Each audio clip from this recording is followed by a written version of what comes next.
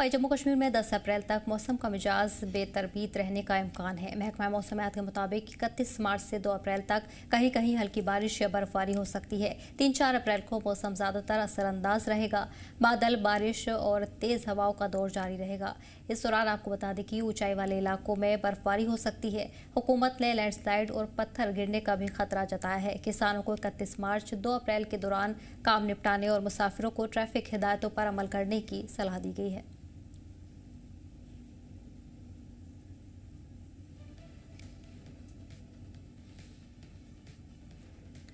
इसी पर जानकारी के लिए हमारे नुमाइंदे मीरवा जुड़ गए हैं। मीरा, लगातार मौसम में तब्दीली देखने को मिल रही है और इस दौरान क्या कुछ एडवाइजरी सुरक्षा के हवाले से जाहिर की गई है? कई मकामात पर लैंडस्लाइड का भी खतरा जाहिर किया गया है। जी बिल्कुल, जिस तरह से अभी करंटली मेट्रोलॉजिकल डिपार्टमेंट की फोरकास्टिंग हुई है या प्रेडिक्शंस जाहिर की गई हैं, उसके मुताबिक हमें एटलीस्ट आने वाले एक हफ्ते में जो है मौसम की डिस्प्लेसमेंट या डिस्टर्बेंस जो है वो डेफिनेटली देखने को मिलेगी। हालांकि ओवरऑल लेवल पे अगर हम 7 या 10 तारीख तक की बात करें तो हमें क्लाउडी एटमॉस्फेयर यहाँ कश्मीर डिवीजन में देखने को मिल सकता है, जिसमें बीच बीच में हमें इंटरमिनेंट जो रेनफॉल्स जो है वो हमें करंटली और आने वाले वक्त में भी देखने को मिल सकती है। हालांकि अगर हम इन पर्टिकुलर देखें तो आज के दिन के मुतालिक बताया गया है कि शाम को जो है तेज हवाएं चल सकती हैं और इस जमीन में रेनफॉल भी हो सकता है। और खासतौर पर इस सूरत हाल को मद्देनजर रख के डिस्ट्रिक्ट एडमिनिस्ट्रेशन ने भी अपनी तरफ से कुछ हेल्पलाइन नंबर्स जारी किए हैं, जहां पे लोगों को जो है बर वक्त मदद की जा सकती है। साथ साथ अगर आप देखें तो इस एक हफ्ते के बारे में यानी कि 10 अप्रैल तक एटलीस्ट जिस तरह से मेट्रोलॉजिकल डिपार्टमेंट का मानना है कि क्लाउडी एटमॉस्फेयर रह सकता है, बीच बीच में हमें बारिशों की सूरत हाल देखने को मिलती है,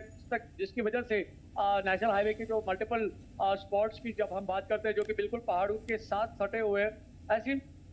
लोकेशंस पे हमें लैंडस्लाइड्स या मडस्लाइड्स की जो एक सूरत हाल जो है वो देखने को मिल सकती है, इफ अगर वो रेनफॉल जो है परसिस्टेंट रहता है और उसे स्लाइडिंग की सूरत हाल बनती है। तो ओवरऑल लेवल पे ये जरूर कह सकते हैं कि ये पूरा एक हफ्ता जो है इनिशियल अप्रैल का ये हमें क्लाउडी सकता है, रेनफॉल की सूरत हाल देखने को मिल सकती है, लेकिन प्रिकॉशनरी मेजर्स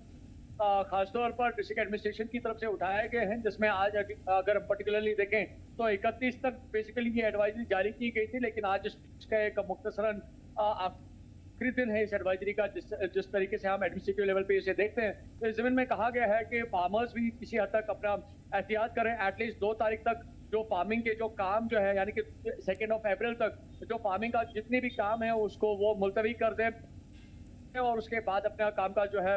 मौसम के मुताबिक वो अपने खेत खलिहानों में जो है वो शुरू वापस करें। लेकिन 2 तारीख तक कहीं ना कहीं पे ये जरूर कह सकते हैं कि जो हमें बारिशों की जो सूरत हाल जो है कश्मीर डिवीजन में फिर से एक और बार देखने को मिल सकती है। इवन तो कि अगर हम पिछले मंथ की बात करें यानी कि फरवरी का जो एंडिंग था तब से अभी तक मल्टीपल वेस्टर्न डिस्टर्बेंसेस जो है हमें कश्मीर डिवीजन में देखने को मिली है। हालांकि अभी हम आने वाले वक्त में हम अब यहाँ पे गर्मियों का मौसम भी देखने को मिलेगा, लेकिन एटलीस्ट जिस तरह से वेदर एक्सपर्ट्स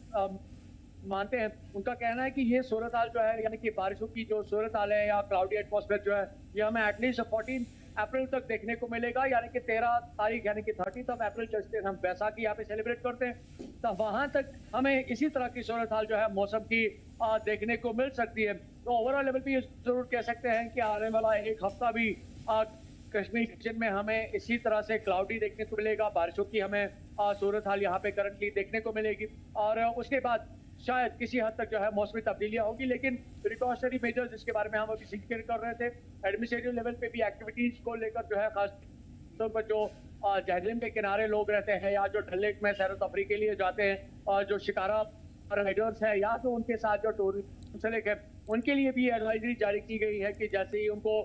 मौसम तब्दीलियां देखने को मिले, तेज हवाओं की जो सूरत हाल बनती हुई नजर आए तो वो गुरेज करें और डल में उस वक्त जो है खासतौर पर सैर तफरी के लिए वो ना निकलें। और यूजुअली जो हेल्पलाइन नंबर्स डिस्ट्रिक्ट लेवल पे जारी किए गए हैं आज, उन नंबर्स पे वो रब्ता कर सकते हैं अगर उनको किसी भी तरह की कोई डिफिकल्टी का सामना करना पड़े। जी फिर इसी के साथ साथ आने वाले दिनों में कई मकामात पर बर्फबारी के भी इम्कान जाहिर किए गए हैं। कौन कौन से सियाहती मकाम इसमें शामिल हो सकते हैं, क्योंकि कहीं ना कहीं तब्दीली के साथ सयाहों की तादाद में भी इजाफा होता नजर आ रहा है। बिल्कुल बिल्कुल बिल्कुल सही कहा आपने। अभी अगर करंटली देखें तो जिस तरह से प्लेन एरियाज के बारे में जिक्र किया गया है कि हमें यहाँ पे जो है 1% जो है देखने को मिल सकती है, लेकिन जब हम हाई फ्लड एरियाज की बात करते हैं, हिली के एरियाज की बात करते हैं या आइसोलेटेड जो लोकेशन हमारे कश्मीर डिवीजन की अगर हम उनकी बात करें तो वहाँ पे पॉसिबिलिटी बताई जा रही है कि वहाँ पे स्नोफॉल हो सकता है। और जब हम इन पोर्शन ऑफ टूरिस्ट डेस्टिनेशन देखते हैं तो सोनमर्ग जो है सर फहरिस्त आता है। दूध पथरी का एरिया अगर हम देखें तो गुलमर्ग का जो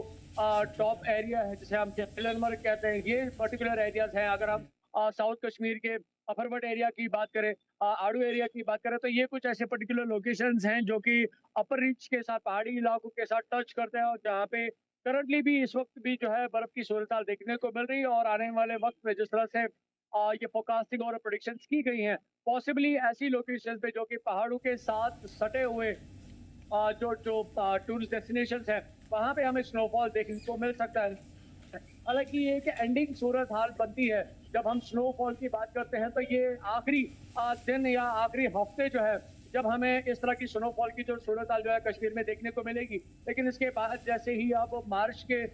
इस इख्तिताम के बाद अब अप्रैल की शुरुआत हो रही है और मिड अप्रैल जब इख्तिताम होगा तो हमें शायद ही फिर उसके बाद स्नोफॉल देखने को मिलेगा। जिस तरह से एक रिवायती और ट्रेडिशनल एक पैटर्न रहता है यहाँ पे मौसम का, तो ये जितने भी अभी दिन हैं काफी कीमती हैं स्नोफॉल के हवाले से। और खासतौर पर अगर हम इन टूरिस्ट डेस्टिनेशंस की बात करें तो जहाँ जहाँ पे भी बर्फ होती है तो ये काफी कह सकते हैं कि काफी कीमती है। शायद ही इसके बाद हमें एक पूरे साल एटलीस्ट जब तक विंटर फिर से नहीं आते हैं तब तक हमें फिर से स्नोफॉल जो है बहुत कम देखने को मिलेगी जब हम हाई रीच की बात करते हैं, अपर एरियाज की बात करते हैं और खासतौर पर इन एरियाज में टूरिस्ट डेस्टिनेशंस की बात करते हैं। जी ठीक है अमीर उमर, तमाम जानकारी के लिए बहुत बहुत शुक्रिया।